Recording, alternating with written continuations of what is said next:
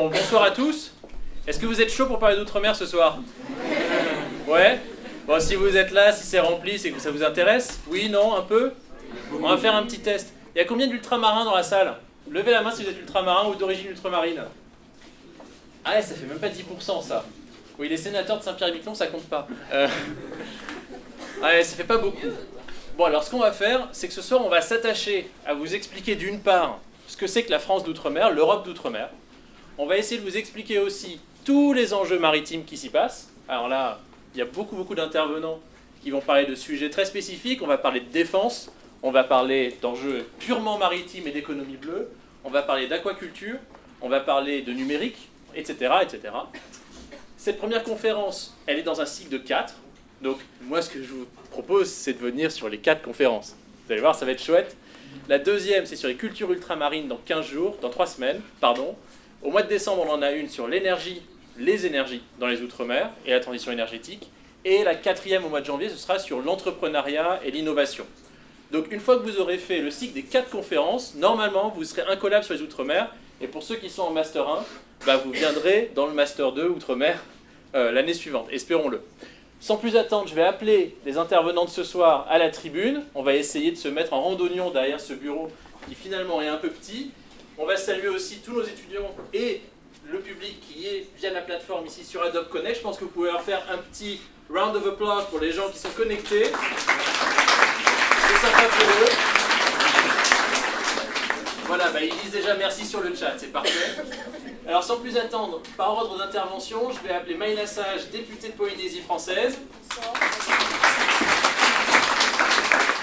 Alexandre Lucievitz, responsable Outre-mer au cluster maritime français. Nicolas Rego, conseiller pour l'Inde et le Pacifique à la Direction Générale de Relations Internationales et Stratégiques. Fabrice Telechea de Saint-Pierre-et-Miquelon, mais aussi de l'Université de Lorraine, responsable de la licence professionnelle aquaculture et aquariologie. Et last but not least, Karine Clairaut, aussi de Saint-Pierre-et-Miquelon, ancienne présidente, ancienne sénatrice de Saint-Pierre-et-Miquelon, maire de Saint-Pierre et présidente du Conseil national de la mer et des littoraux. Je vous en prie, installez-vous. On va commencer tout de suite, comme je le disais, avec Maïna Sage, députée de Polynésie française. Vous avez une dizaine de minutes. On essaie de faire 8-10, ça vous va? C'est parti. Bon, bonsoir à tous. Merci pour cette initiative. Je vais essayer d'être rapide et vous présenter rapidement les enjeux maritimes pour la Polynésie française. Je ne sais pas si mon PowerPoint est arrivé. Flèche droite. D'accord, merci.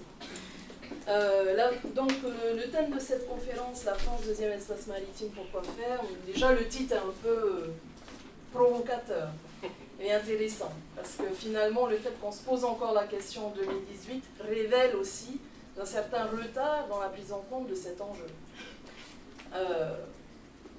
Pour nous, il nous paraît assez évident, lorsqu'on détient le deuxième domaine maritime mondial, que finalement c'est un atout majeur pour la France, pour notre nation et pour l'ensemble des territoires qui détiennent finalement ces aides. Alors c'est d'autant plus le cas pour la Polynésie. Je vais faire un petit rappel de la situation géographique de la Polynésie pour que vous puissiez prendre en compte finalement la dimension maritime de ce territoire. Et puis on va rentrer tout de suite dans le vif du sujet sur 3 enjeux qui me paraissent moins majeurs et qui sont à partager avec l'ensemble de nos concitoyens. C'est bien sûr l'enjeu économique, l'enjeu géostratégique et l'enjeu environnemental. Alors petit rappel, je pense qu'on omet souvent de dire que 97% de la ZEE française est en Outre-mer. Je vous donne quelques chiffres clés qui vous expliquent aussi peut-être pourquoi, dans l'Hexagone, on se pose encore la question.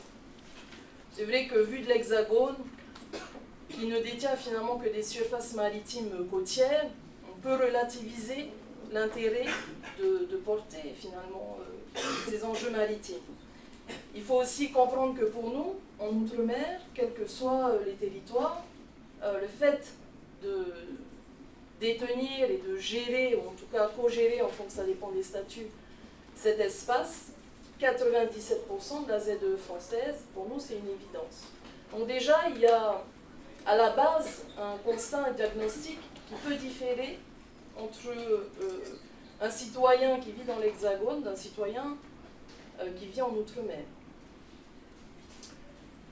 Je vous ai mis quelques chiffres pour vous rappeler aussi que nous ne pesons que 4% de la population, mais par contre 21% des Français vivent en zone littorale. Et sachez qu'au niveau national, la pression démographique est beaucoup plus importante et l'augmentation de cette pression démographique est beaucoup plus importante en zone littorale. Donc cet enjeu, il est à la fois un enjeu certes économique, géostratégique, environnemental, mais c'est aussi un enjeu tout simplement quotidien pour tous nos concitoyens qui souhaitent de plus en plus se diriger vers des lieux de vie en zone littorale. Pour notre part, un petit rappel également de l'économie bleue, mais je pense que je vais peut-être laisser Alex en parler au nom du cluster, mais c'est évident que ne serait-ce que dans le domaine économique, c'est quand même 14% du PIB. Donc c'est pas rien qu'à ce titre, c'est 820 000 emplois en France, 1 million d'emplois d'ici 15 ans.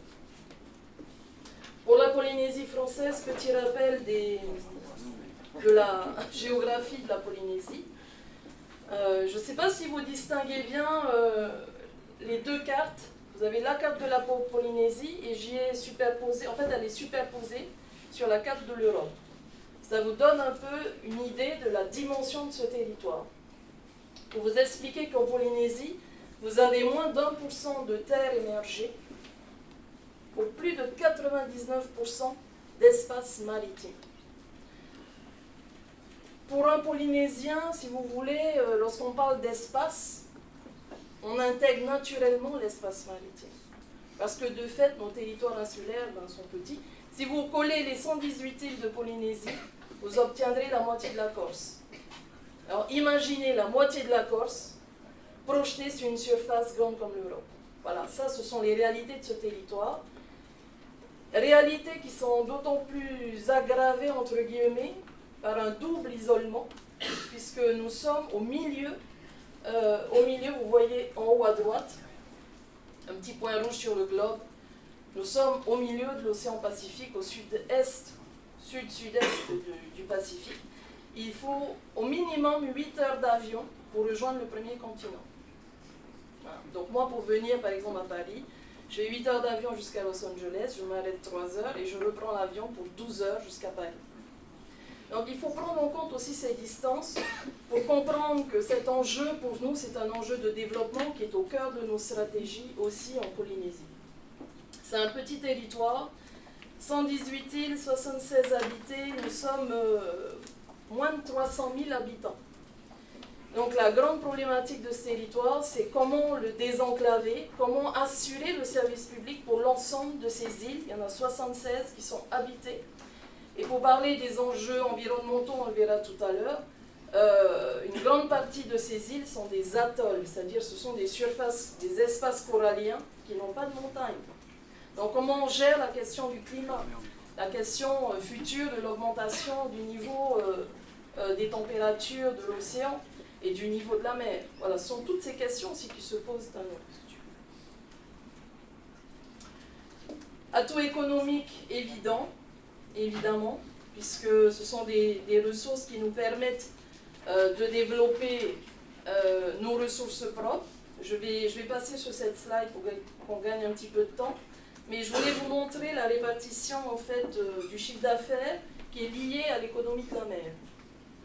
Sachez qu'il équivaut les ressources touristiques de la Polynésie, qui est la première ressource du territoire.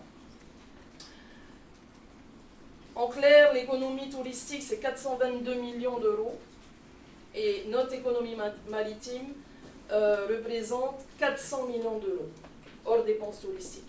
Ce qui vous donne un peu l'idée de ce que peut représenter pour nous le développement de notre économie maritime. Alors, c'est quoi notre économie maritime? Qu'est-ce qu'on en fait?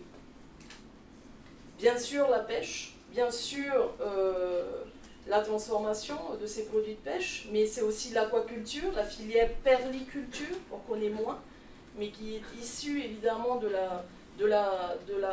d'une exploitation de nos lagons. Ce sont bien sûr les activités classiques portuaires, maritimes, construction, réparation navale. L'ensemble de ces dépenses nous permettent aujourd'hui de créer près de 5000 emplois. Donc oui, il y a une dimension économique, derrière l'économique, évidemment la dimension sociale. Je rajouterai que pour nos îles, vous l'avez vu tout à l'heure, vous voyez l'archipel des Tuamotu qui est au centre de la Polynésie. C'est un archipel qui est très enclavé, avec beaucoup d'îles, avec peu de population. Vous avez 15 000 personnes qui vivent sur 54 atolls, dispersées sur une surface de plus de 1000 km de long. Évidemment que la préservation de ces espaces est fondamentale pour maintenir la qualité de vie de ces habitants. Nos concitoyens, ce sont vos concitoyens, vivent sur ces atolls depuis des millénaires. Les Polynésiens font partie d'une population autochtone qui a migré il y a plus de 2000 ans sur ces îles, qui aujourd'hui ont des pratiques culturelles, un patrimoine à protéger, une langue qui leur est particulière. Il y a 7 langues pratiquées en Polynésie. Il faut prendre en compte l'ensemble de ces caractéristiques pour comprendre que l'enjeu maritime en Polynésie, il est majeur. C'est un gros potentiel de développement aussi, bien évidemment. 7% du PIB aujourd'hui. On a chiffré, il y a une stratégie polynésienne pour le développement de l'ensemble de ces filières. Moi, ce que je souhaiterais, c'est qu'au niveau national, en conclusion, puisqu'on arrive à la fin, vous puissiez comprendre que c'est dans l'intérêt réciproque de la nation et des collectivités d'outre-mer de développer l'économie maritime de nos territoires. Aujourd'hui, malheureusement, l'outre-mer est beaucoup trop stigmatisé. On coûte cher, on est loin, on n'est pas adapté finalement, ou pas forcément au système français, tel que certains peuvent le concevoir. Moi, j'aimerais que demain, on comprenne que c'est un atout réciproque de développer, ne serait-ce que la filière maritime. La France n'est pas que continentale, elle n'est pas qu'hexagonale, la France est mondiale et maritime. Elle est présente dans tous les océans. C'est un enjeu majeur de préservation, mais c'est un enjeu majeur de développement et donc un enjeu social qui est essentiel pour les habitants, vos concitoyens, qui vivent dans ces espaces. Espaces qui sont menacés, je termine là-dessus. Je laisse la géopolitique aux intervenants de la défense, qui en parleront mieux que moi. Mais évidemment que d'être présent sur ces espaces confère à la France des positions de choix dans les discussions internationales. Évidemment que lorsqu'on discute de la convention Marpol, ou lorsqu'on discute du futur BBNJ et qu'on pèse la 2e surface maritime mondiale, bien sûr que la France est bien plus entendue qu'un pays qui détient 10 fois moins d'espace maritime. Donc oui, cela confère forcément des atouts géostratégiques majeurs. Et je crois que ça a été coupé là. Pour les enjeux de préservation, un petit clin d'œil rapide, permettez-moi. L'océan est le 2e poumon de la planète. C'est une évidence lorsqu'on parle de forêt. Et lorsqu'on parle d'océan, personne ne réalise que l'océan produit 50% de notre oxygène. Il absorbe 90% des chaleurs dégagées par nos pollutions. C'est le premier régulateur du climat. Donc la préservation de ces espaces, elle est finalement salutaire pour l'ensemble des personnes qui vivent sur cette planète. Que l'on soit français ou pas, que l'on soit d'outre-mer ou pas, c'est un enjeu pour l'ensemble de l'humanité. Donc je vous laisse sur ces sujets pour vous dire que oui, la France est le 2e espace maritime, elle n'est pas encore la 2e puissance maritime, et on compte sur vous, les générations à venir, la future élite, pour aussi prendre en compte ces sujets, prendre en compte ces enjeux dans les futures stratégies, quels que soient les parcours que vous aurez à l'avenir, mais que vous puissiez aussi impulser le réflexe océan dans vos travaux futurs. Voilà, merci.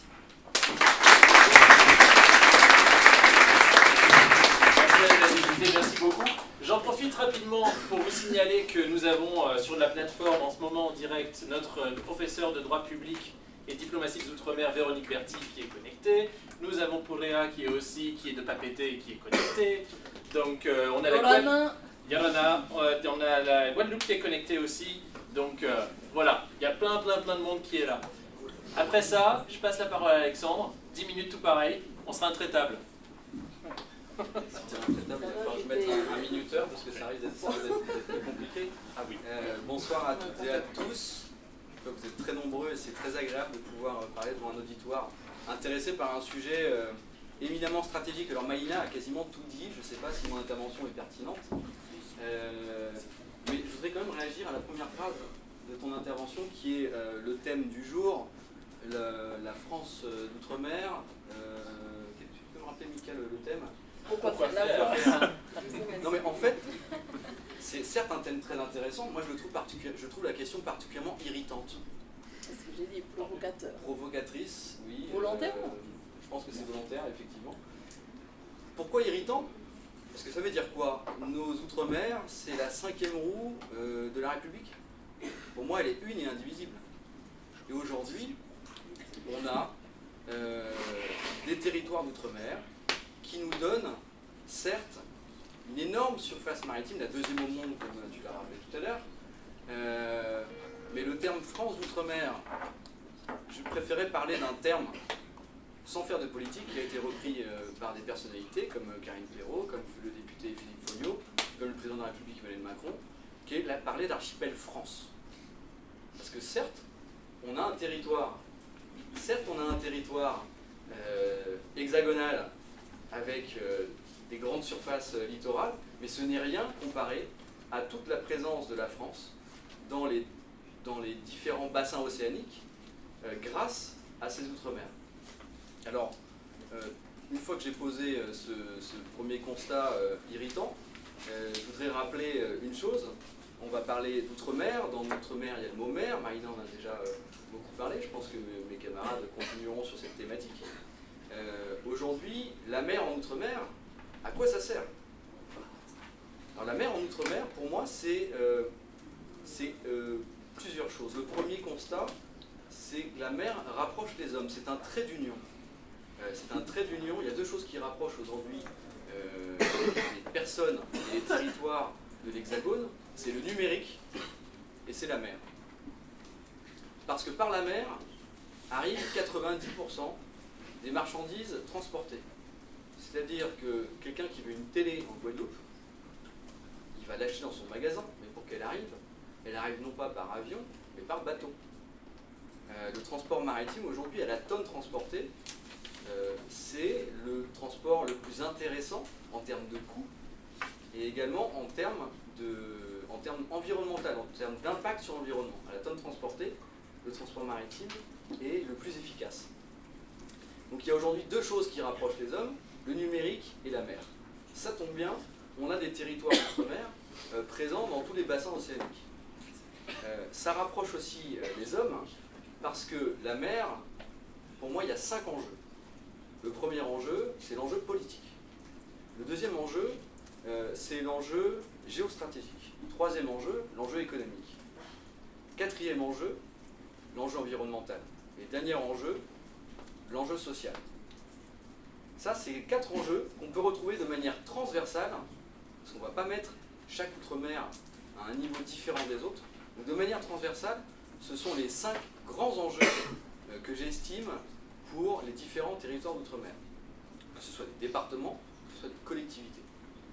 Aujourd'hui, la mer, pour nous, au sein du cluster maritime français, est porteuse d'avenir. Ça fait 10 ans qu'on existe. Le cluster maritime français, c'est une organisation de et pour les professionnels du maritime, pour accompagner les acteurs dans leur croissance, dans leur existence, puisque pendant très longtemps, la France a tourné le dos à sa mer, et parce que ces acteurs aujourd'hui, ils avaient besoin de se parler, ils avaient besoin de se retrouver. Donc aujourd'hui, on a 430 entités, membres du cluster maritime français, que ce soit des organisations consulaires, que ce soit des associations professionnelles, des fédérations ou des entreprises de toute taille. Et elles se parlent. L'armateur va parler aux pêcheurs, la marine nationale va parler à la marine marchande, la pêche va parler aux énergéticiens qui développent par exemple les énergies marines renouvelables. La plaisance parle également à d'autres acteurs. On a également tout le métier du service. Et donc de manière transversale, on a décidé de travailler avec tous ces acteurs pour faire trois choses. Communiquer vers les décideurs, politiques et économiques, mener des actions d'influence pour l'intérêt général, et enfin animer un réseau d'acteurs, notamment par le biais de groupes de travail sur des thématiques particulières. Et au sein de ces thématiques particulières, on a identifié dès 2008 que l'outre-mer était complètement absent des réflexions politiques, géostratégiques, environnementales, sociales et économiques. Alors on a phosphoré un petit peu avec nos adhérents et on s'est dit qu'est-ce qu'on peut faire pour, à l'aide des outre-mer, à l'aide de la mer, développer les territoires. Et on a décidé d'initier la création d'antennes. Alors je ne devrais pas dire d'antennes parce que ce sont des structures qui sont autonomes. On va appeler ça des petits frères. Les petits frères du cluster maritime français. Il y a aujourd'hui 7 clusters maritimes en Outre-mer. Il y en a un à Saint-Pierre-et-Miquelon. Il y en a un en Martinique. Il y en a un en Guadeloupe. Il y en a un en Guyane, à La Réunion, en Polynésie et en Nouvelle-Calédonie. J'espère un jour à Mayotte. C'est pas encore tout à fait fait. Et ces clusters maritimes sont coordonnés ici, à Paris, avec le cluster maritime français. On se retrouve une fois par an pour une journée de coordination qui va avoir lieu très bientôt, le 29 novembre prochain, où tous les représentants des clusters maritimes d'outre-mer vont se retrouver à Brest, à l'occasion notamment d'un événement qu'on co-organise avec le groupe Ouest France Le Marin qui s'appelle les Assises de l'économie de la mer.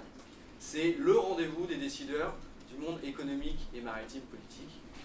Je ne sais pas si l'IDERI envisage d'envoyer une petite délégation d'élèves à cette occasion.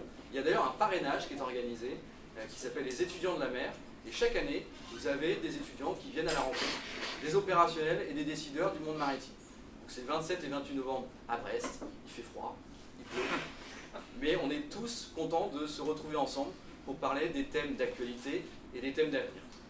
Et tous ces clusters maritimes d'outre-mer font le déplacement pour se retrouver à cette occasion. Donc si vous avez cette opportunité, je vous invite à y participer. Donc on aura cette journée de coordination. C'est une fois par an. C'est pas beaucoup.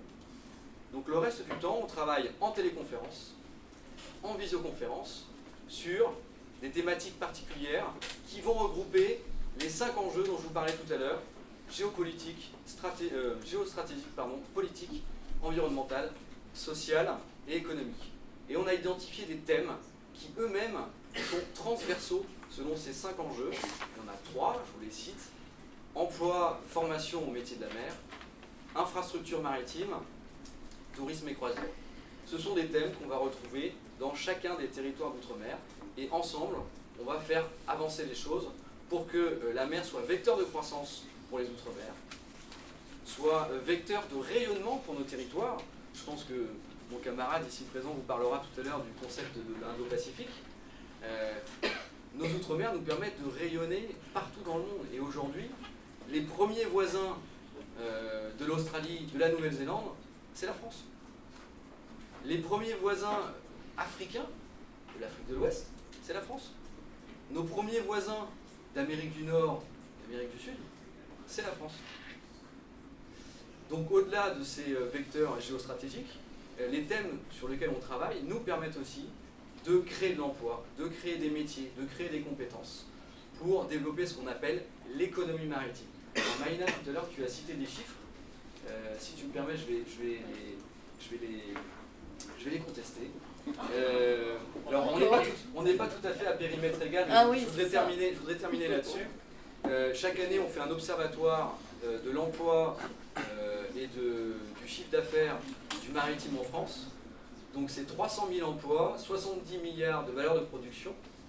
Tout ceci, emploi direct, hors tourisme et littoral.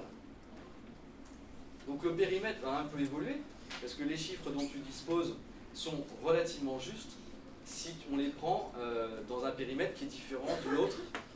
Donc c'était pas tout à fait une mise à jour, mais c'est important de voir qu'en fait ce chiffre-là est très important, parce que l'économie maritime existe en France hexagonale, mais il existe aussi en Outre-mer grâce à ces clusters maritimes qui rassemblent leurs métiers, qui rassemblent leurs compétences et leurs acteurs locaux pour faire des Outre-mer des vecteurs de croissance grâce à la mer. Donc voilà, je pense avoir respecté le timing. Je vous remercie, je suis à votre disposition si vous avez des questions. S'il ne veut pas me donner le micro, c'est pas grave. Oui, il a respecté le timing, félicitations. Est-ce qu'il y a des gens de Hillary Défense dans la salle ce soir? Ben non, mais manifestez-vous, dites quelque chose, pas juste lever votre main. Parce que là, vous avez la DGRIS qui est là. La DGRIS, vos futurs stages, ou peut-être vos anciens stages, ou peut-être vos futurs jobs. Nicolas Rego, conseiller pour l'Indo-Pacifique à la DGRIS, comme j'aime l'appeler. On s'occupe du Pacifique, de l'Antarctique, des terres australes. Vous avez 10 minutes. Bien, merci beaucoup. Je suis très heureux d'être avec vous ce soir. Je vais naturellement vous parler de la façon dont nous voyons les enjeux maritimes des espaces outre-mer avec des lunettes particulières, des lunettes défense-sécurité. Alors pour nous, c'est pas quoi faire de ces espaces maritimes, c'est que faire, quelles sont nos missions. Nos missions, c'est de les protéger essentiellement, c'est pas de faire quelque chose avec ces espaces. Alors, 4 points dans ma petite présentation. Ça marche Le pas. micro proche de votre Faut poche. mettre faut pas mettre- Voilà, faut pas mettre. D'accord, alors très bien, alors je vais faire ça. Alors la première mission pour enfin, les missions défense pour ces vastes espaces. Non, alors, le micro fonctionne, prenez l'autre micro, ça va être encore plus simple. C'est très bien. Voilà. Mais si le micro il fonctionne, il faut juste le tenir, il faut lui faire des bisous, il faut le galocher le micro pour que ça marche. Voilà. Alors,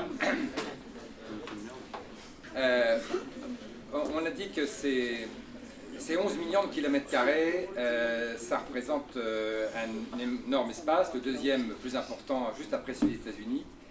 C'est surtout pour nous une énorme responsabilité, une énorme charge.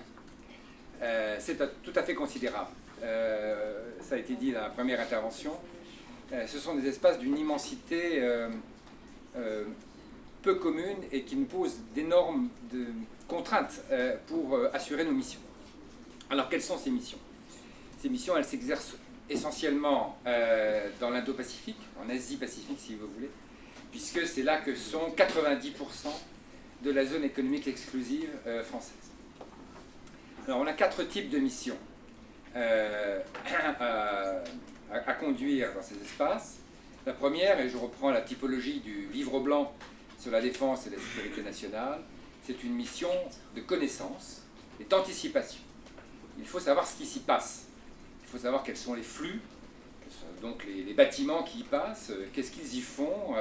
Il faut pouvoir détecter des flux illicites, des bâtiments qui se comportent de manière, je vais y revenir, de manière illégale. C'est très important, cette fonction de connaissance-anticipation, pour irriguer et pour permettre la mise en œuvre des autres missions que nous avons, qui sont des missions de prévention, des missions de protection et des missions d'intervention. Alors les missions de prévention, il n'y en a pas énormément, mais je reviendrai tout à l'heure, il y a un certain nombre d'actions qui nous permettent de prévenir un certain nombre de difficultés. C'est surtout des missions de protection. Et vous savez que la Marine nationale, mais pas que, la défense est un acteur essentiel de l'action de l'État en mer, sous l'autorité du secrétariat général de la mer.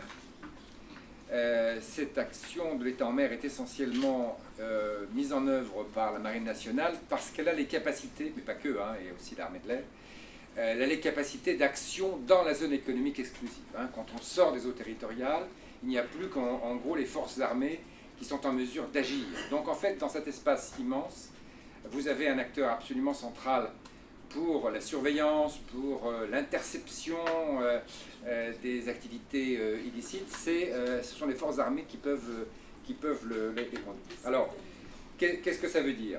Ça veut dire que ces missions, ce sont des missions de protection de notre souveraineté, parce que un certain nombre de territoires sont contestés, certains territoires sont revendiqués par d'autres pays. hein. C'est le cas dans l'océan Indien. Vous avez entendu parler peut-être des différends territoriales sur les îles Tromelin, sur les îles Éparses, dans le Pacifique sur Matthew Winters, sur Clipperton.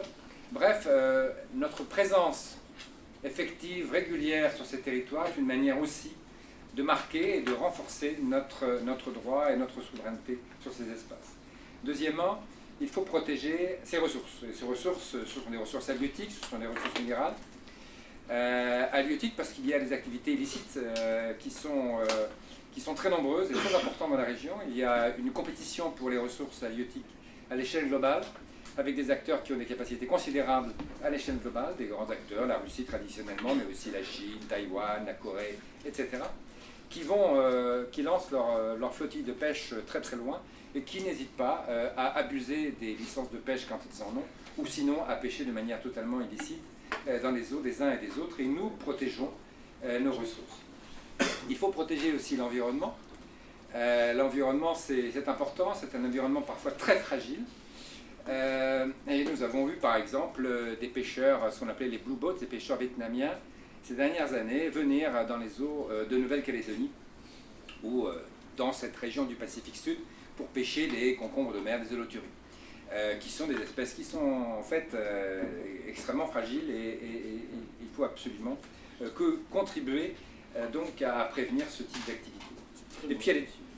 Et puis il y a les activités illicites, les trafics de tout type. Les trafics d'êtres humains, les trafics d'armes, les trafics de drogue, beaucoup de drogue dans ces régions, par où, et qui transitent très souvent par nos eaux. Et puis il y a les activités d'intervention. Il faut porter secours à nos partenaires de la région, qui sont souvent des territoires vulnérables aux tempêtes tropicales, vulnérables aux désastres naturels, et nous leur portons assistance à titre national, mais souvent en coordination avec d'autres acteurs. Pour faire ça, nous avons des moyens qui sont limités. Nous avons en fait dans nos territoires souverains des Outre-mer un peu moins de 7000 soldats, une demi-douzaine de frégates de surveillance, qui ne sont pas des bâtiments de guerre, qui sont des bâtiments faits pour la surveillance et les interventions, l'action de l'État en mer dans nos territoires outre-mer. Donc ils ne sont pas très fortement armés, ce ne sont pas faits ce sont pas des bâtiments de ligne, ce ne sont pas des bâtiments de guerre au sens traditionnel. Et puis nous avons quelques patrouilleurs, des bâtiments multimissions, etc. et une trentaine d'aéronefs. Pour faire tout ça, c'est pas que c'est impossible, c'est qu'il faut faire de manière astucieuse. On n'a pas de recette miracle pour faire ça, avec aussi peu de moyens. On a trois voies. La première, c'est augmenter nos capacités. Et avec la nouvelle loi de programmation militaire, on a arrêté la baisse. On commence à remonter un peu nos moyens. Deuxièmement, il faut trouver de nouveaux moyens techniques et le spatial, qui est un point fort de la France, donc la surveillance des espaces maritimes par le spatial, par la constellation de satellites de différents types, nous permet d'utiliser au mieux nos moyens limités. Donc d'envoyer nos moyens là où il y a des suspicions d'activités illicites, par exemple, et non pas de les envoyer comme on le faisait avant, de manière assez aléatoire. Enfin, il faut coopérer avec nos partenaires, et c'est ce que nous faisons, aussi bien dans les Caraïbes que dans l'océan Indien ou le Pacifique, avec des partenaires qui ont des moyens, comme l'Australie et la Nouvelle-Zélande. C'est avec eux que nous partageons des missions en matière de secours humanitaire en cas de catastrophe naturelle, ou avec eux, plus les États-Unis, pour assurer la surveillance maritime dans le Pacifique, dans le cadre de l'accord du Quad. Bref, je reviendrai plus tard. Et enfin, dernier point que je voulais mentionner, je conclurai avec ça. Aujourd'hui, la situation est, on peut le considérer sous contrôle, c'est-à-dire qu'on a des moyens qui sont limités, qui sont peut-être jugés insuffisants pour mener de manière totalement satisfaisante nos missions, mais la situation est sous contrôle. Il y a quand même une certaine adéquation de nos moyens, malgré l'immensité des défis, et des missions et des espaces. Mais il y a une tendance à l'augmentation des risques et menaces. Et ça, il faut en dire un mot, et je finirai là-dessus. Il n'y a pas de menace directe sur la souveraineté de nos territoires, il n'y a pas, je dirais, de menace classique. On ne va pas être envahi, nos territoires ne vont pas être envahis, il n'y a pas de menace de cette nature. Mais on voit des grands acteurs, comme la Chine en particulier, être de plus en plus présents sur des espaces où ils n'étaient pas jusqu'à présent. Cela va donc tendanciellement limiter notre liberté d'action et liberté de manœuvre, et cela nécessite d'agir en conséquence.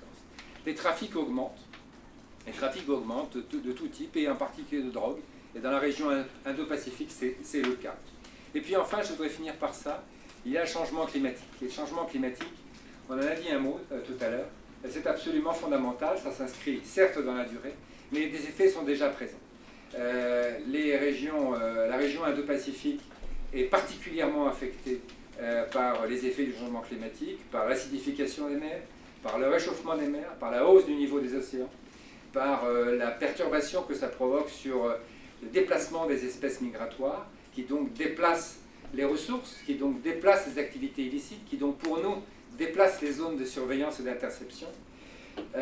Et puis ça cause des tensions dans des pays qui sont déjà fragiles, et donc cela perturbe des équilibres sociaux, politiques et donc stratégiques également. Et cela, il ne faut pas considérer que c'est pour 2100, il ne faut pas considérer que c'est pour 2050, c'est dès maintenant que cela affecte les équilibres systémiques dans la région. Voilà.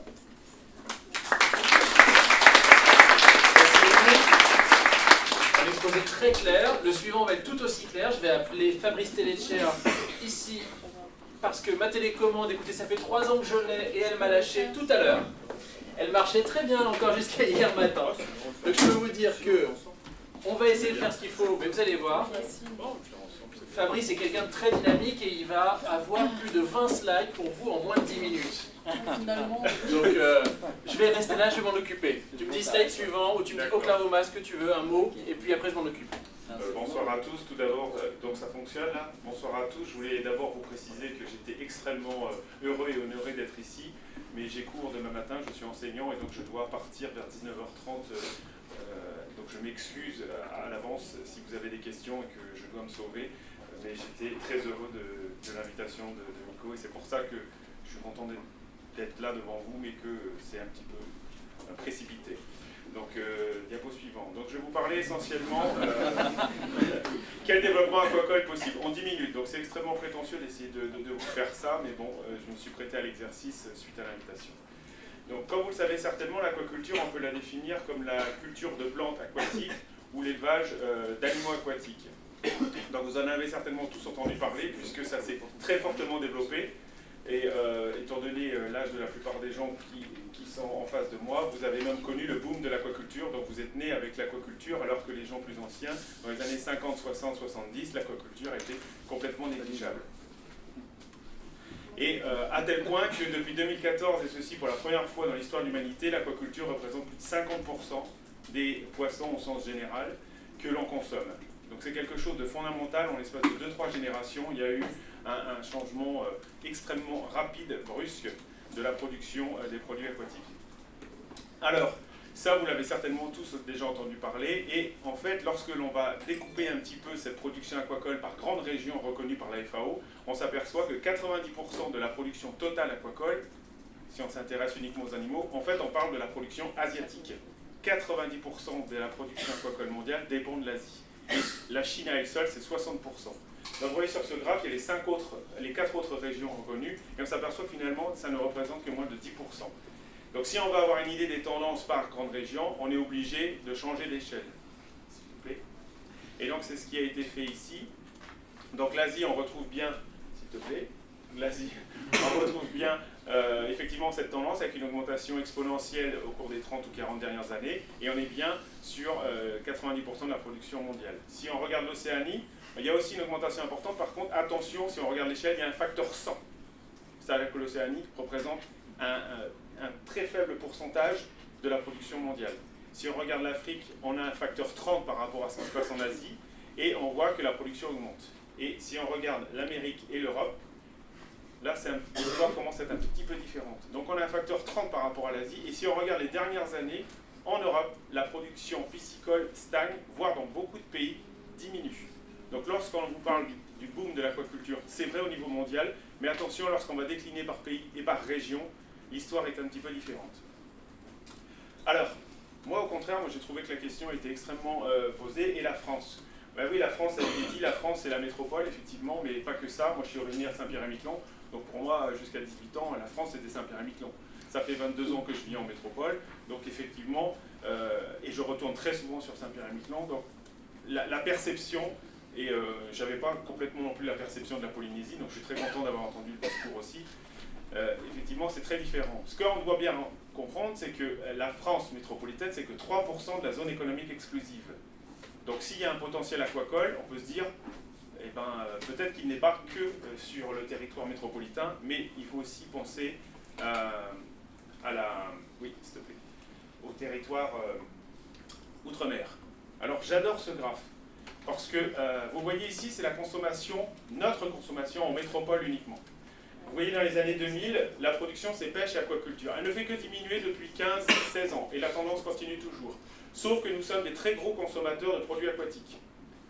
Et donc, si on veut continuer à en consommer beaucoup, qu'est-ce qui se passe? Eh bien en fait, on les importe de plus en plus. Et c'est le résultat à l'heure actuelle, c'est que la France métropolitaine importe plus de 86% de ses produits aquatiques. Et la conséquence, c'est que vous avez le déficit commercial pour les produits aquatiques qui se creuse année après année, et on est à plus de 4,5 milliards d'euros de déficit. Alors si on se refocalise maintenant sur le développement aquacole, si on regarde en France métropolitaine, il n'y a eu aucune installation depuis 1996 de pisciculture en milieu marin. Donc ça m'interpelle en tant qu'enseignant, puis ça fait 15 ans que j'enseigne, et on a formé dans notre licence pro au moins 300 jeunes, et si on regarde l'ensemble des formations, ce sont probablement des milliers de jeunes qui ont été formés pendant cette période. Il me semble qu'on aurait pu trouver au moins un porteur, un chef d'entreprise dans ce domaine. Alors, juste on revient. Donc ces deux rapports posent le constat, donc il n'y a pas besoin de constat. Vous n'avez qu'à lire ces deux rapports, tout est écrit, même les objectifs chiffrés pour 2020, on veut augmenter de la production, on veut passer de 6 000 à 20 000 tonnes, moi il n'y a pas de problème, mais il faut donner les conditions. Concrètement, comment on fait? Ben voilà, les Outre-mer vus par leurs acteurs, pour moi c'est fondamental. Et ce sera la deuxième partie de mon discours, pour essayer de savoir concrètement comment on peut faire.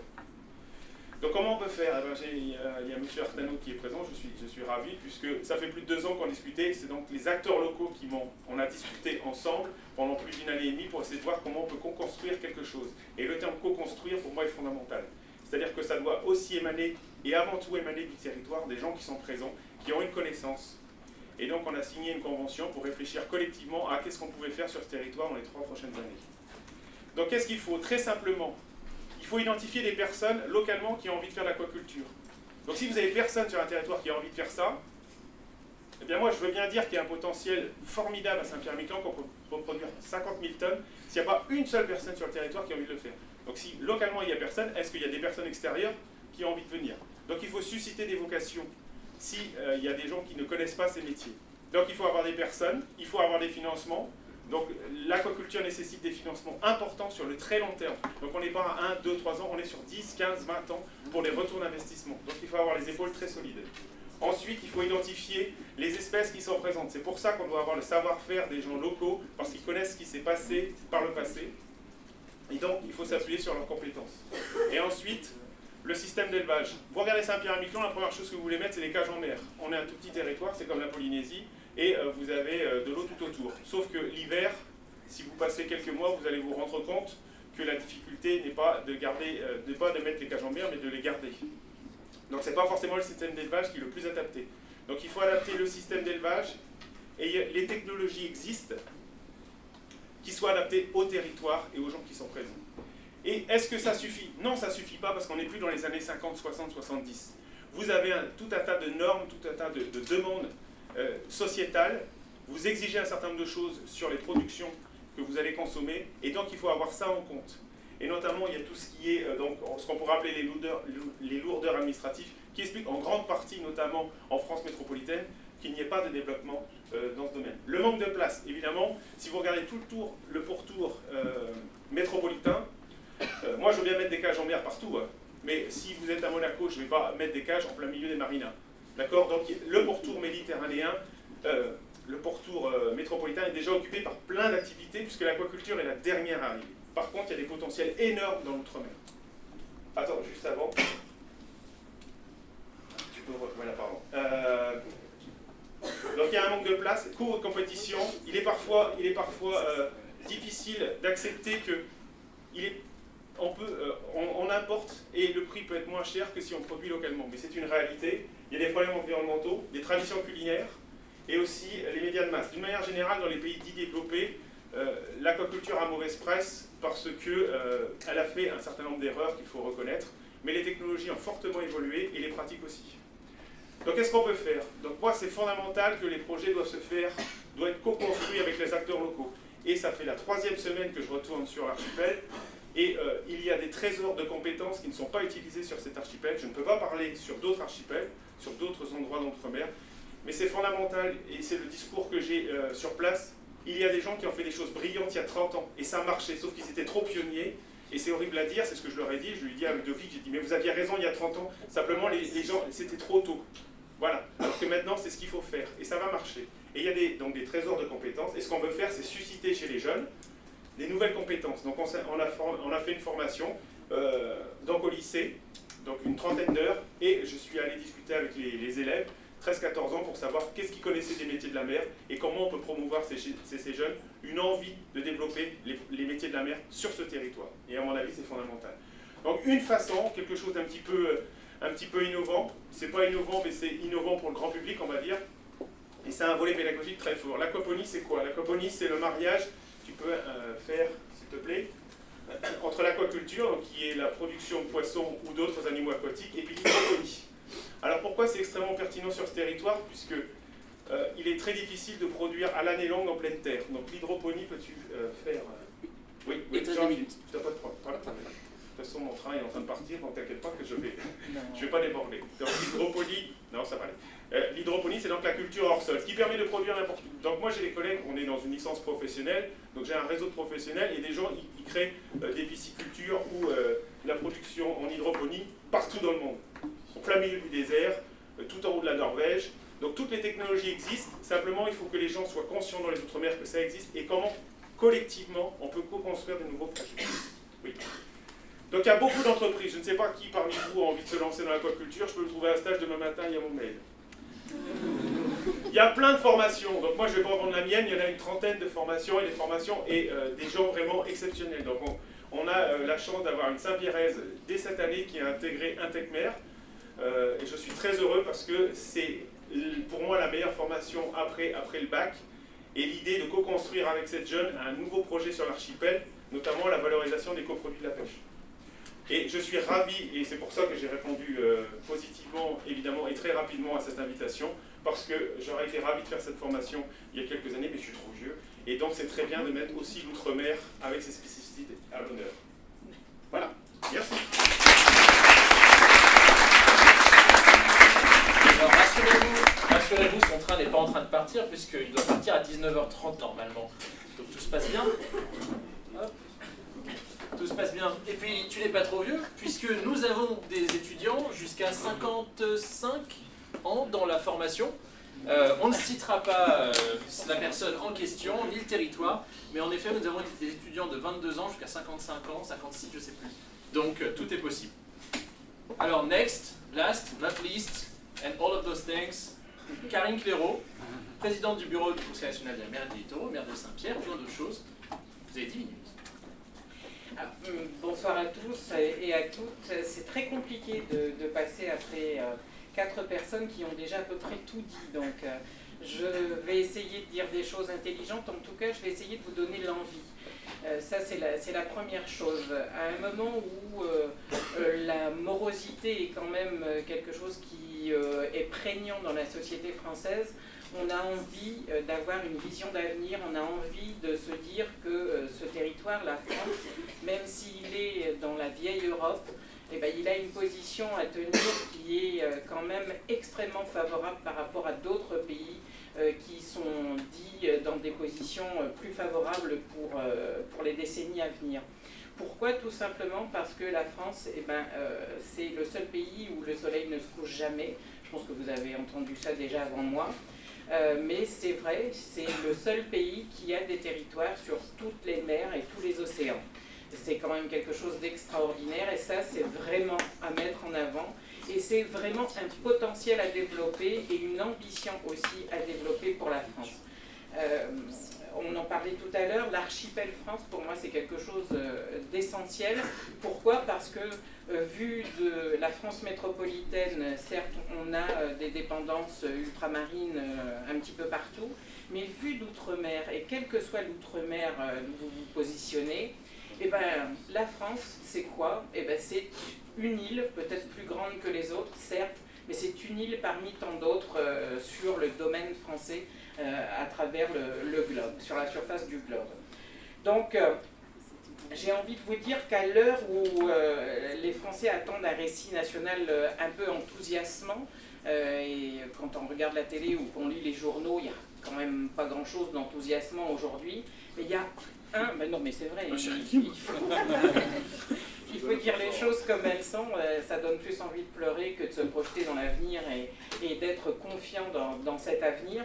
Et bien, il y a un domaine qui peut nous faire croire à un avenir commun, et ce domaine, ben, c'est se tourner vers la mer et faire en sorte que on puisse construire un nouveau modèle de développement grâce à cette mer qui nous entoure et grâce notamment à l'outre-mer et à tous ces territoires ultramarins qui, quels qu'ils soient et où qu'ils soient, quelle que soit leur superficie, ont des atouts, tous chacun en leur genre.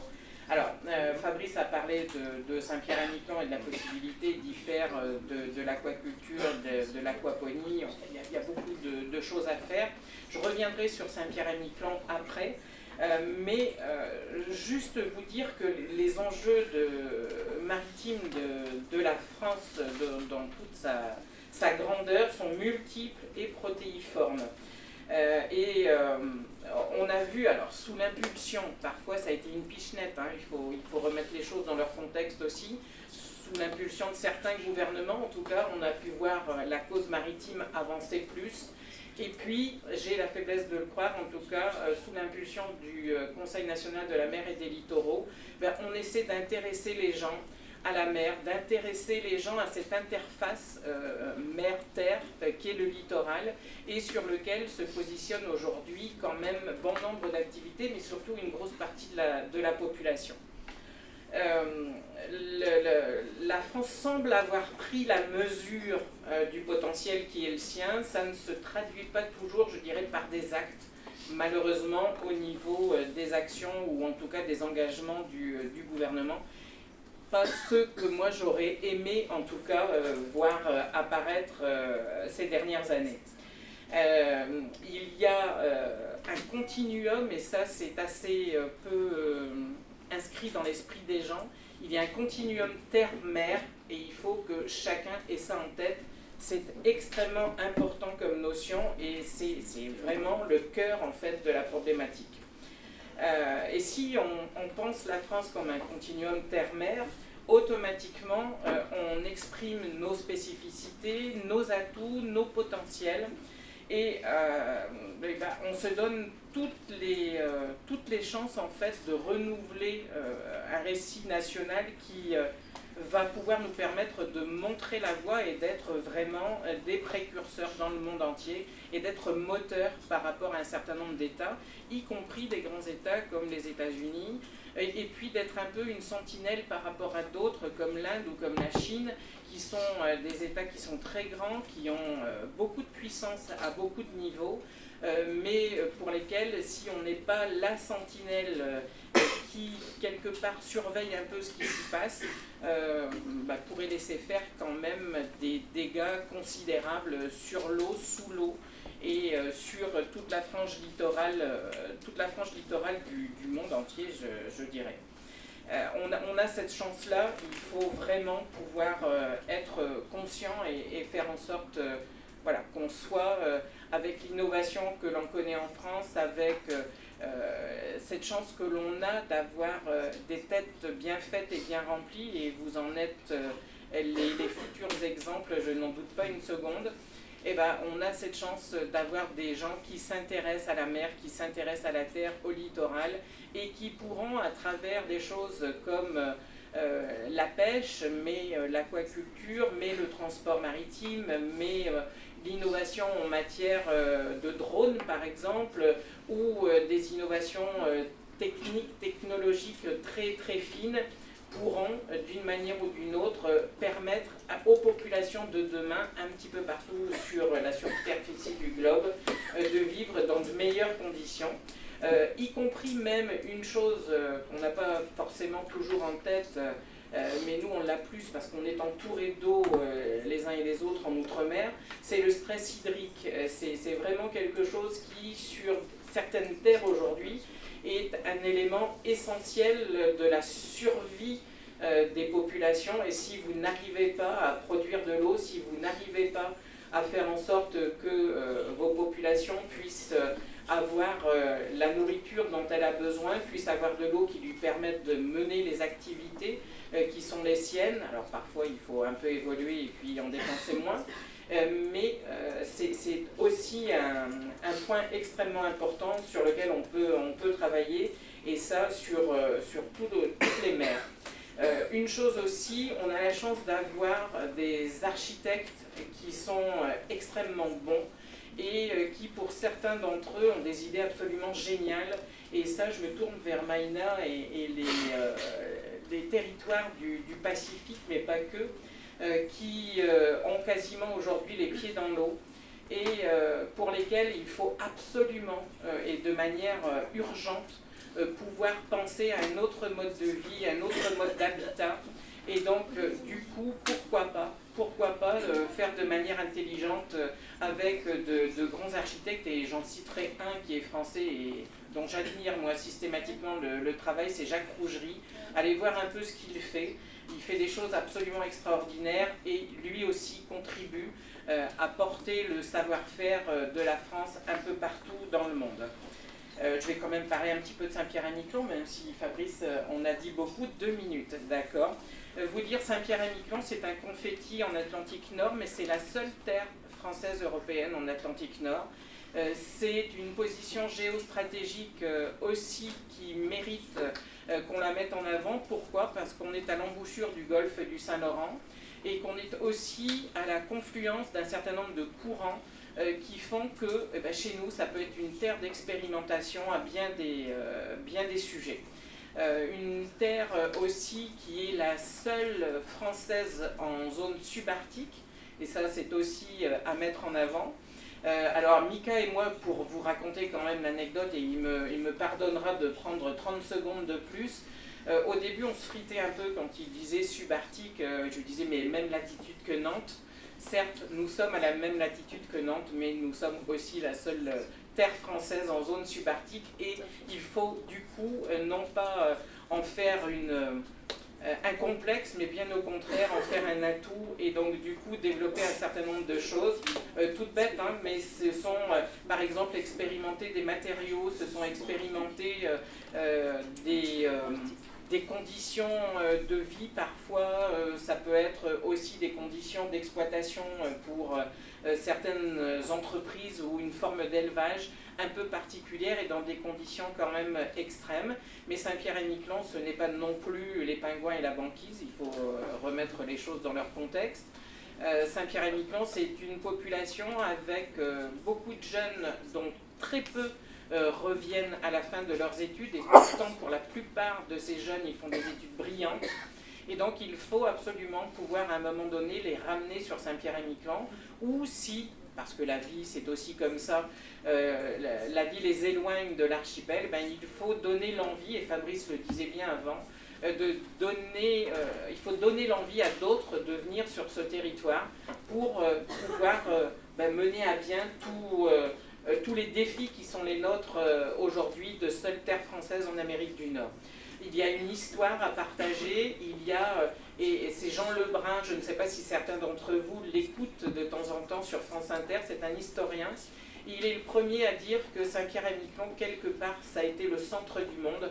Et ben, je peux vous dire que nous sommes quelques-uns dans la salle qui connaissons l'archipel, qui en sommes originaires, et on a bien l'intention demain de faire en sorte que ce ne soit pas juste une vue passéiste, Saint-Pierre-et-Miquelon, centre du monde, mais que ce soit aussi une vision d'avenir que l'on aura, et ça se fera par la mer.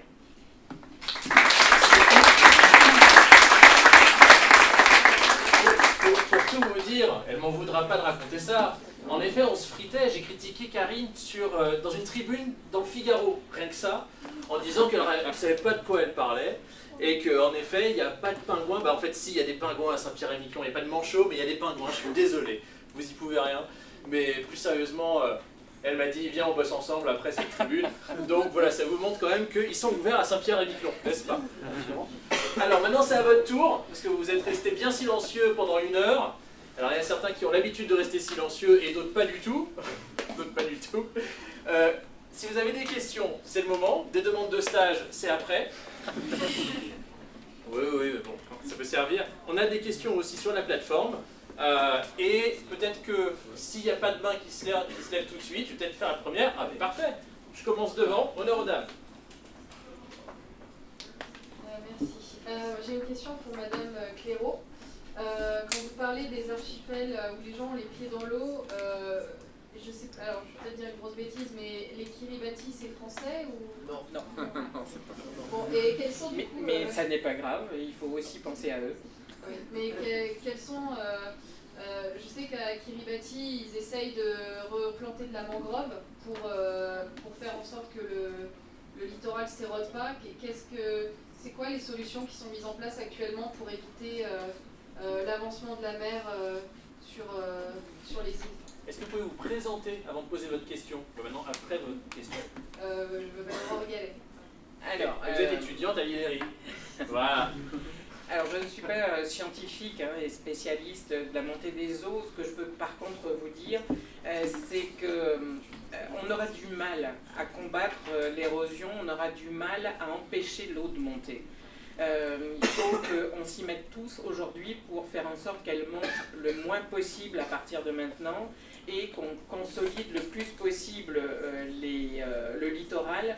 Mais ceci dit, il y a des terres plus ou moins friables, la mer apporte des courants et je pense que tous ceux qui à un moment donné sont allés sur le littoral s'en rendent compte. Donc il faut aussi savoir nous adapter au nouveau milieu qui sera le nôtre à partir de demain ou qui seront les nôtres parce qu'il y en aura beaucoup. Donc il faut d'un côté essayer de protéger ce littoral, alors pas en construisant des digues dans l'eau bêtement parce que ça à mon avis ça ne donnera pas grand chose à terme, mais à travers les études qui ont été faites et tous les constats qui ont été faits depuis ces 100 dernières années, et pouvoir voir un peu, analyser, et ça je pense que tous les pays concernés se penchent là-dessus, essayer de voir quels sont les meilleurs moyens en termes de digues, mais pour le coup naturel, d'apportation de sable sur certaines zones pour essayer de faire tampon avec la haute mer. Enfin, il y a quand même pas mal de choses qui sont en cours de réflexion. Chez nous, c'est un petit peu plus compliqué. On a deux îles, ou en tout cas les deux communes. Miquelon d'un côté, c'est beaucoup plus sableux, et la langue de terre qui est habitée, on a du mal à la protéger parce que le port n'est pas fermé, donc on a l'océan quasiment tout de suite.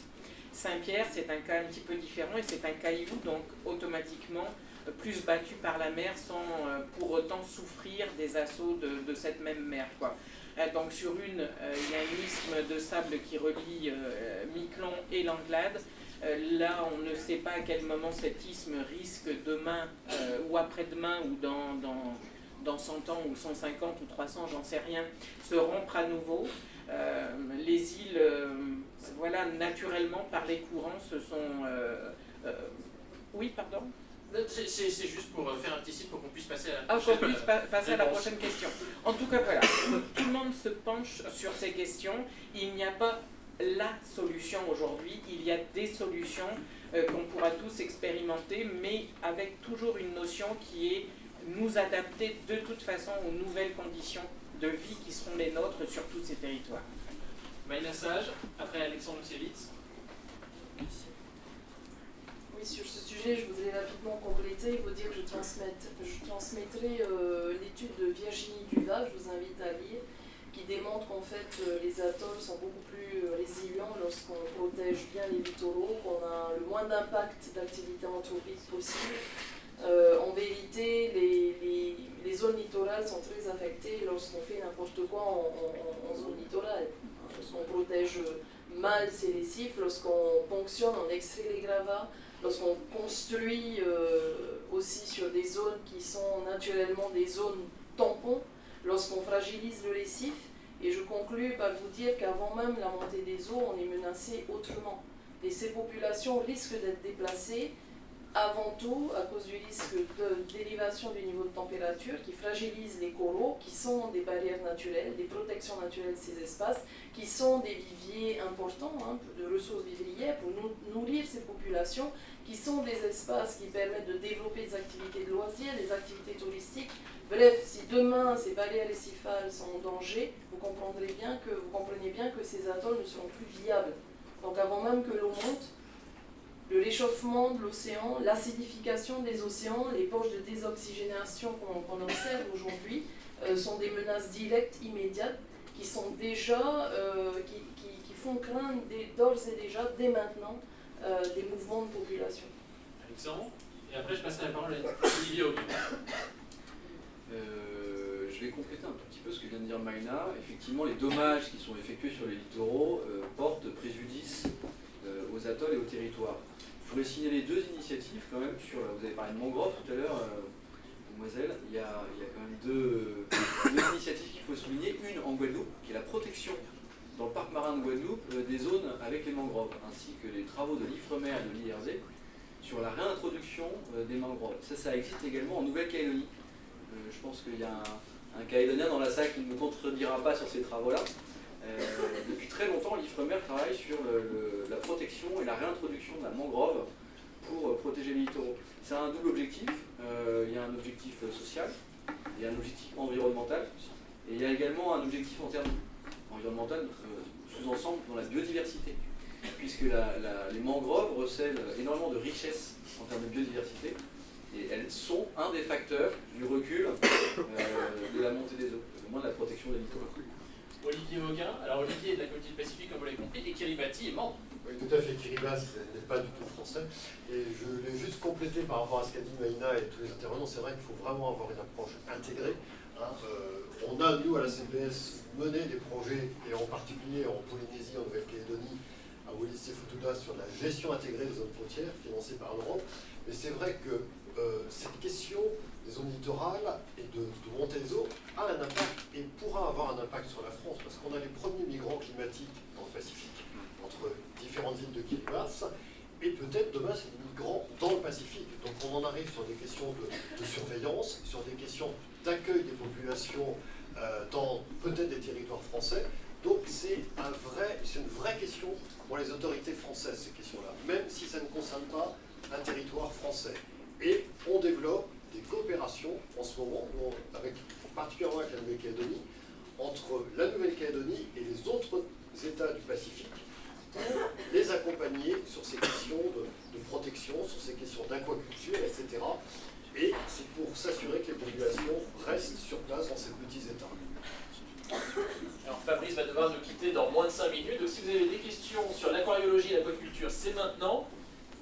Manifestez-vous. Je donne la parole, à défaut de questions, à monsieur qui levait la main tout à l'heure. Réponse courte, question courte, présentez-vous quand vous avez votre question, s'il vous plaît. Je suis Sollicida, je suis en première année à l'IR.